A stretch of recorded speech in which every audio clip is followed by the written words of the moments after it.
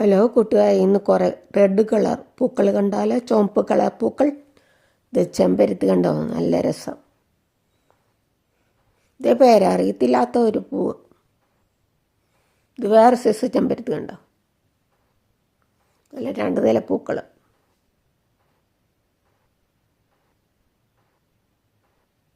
അടുത്ത വീട്ടിലെ ഞങ്ങളുടെ വീട്ടിലേയും കൂടെ എടുത്ത പോട്ടാണ്.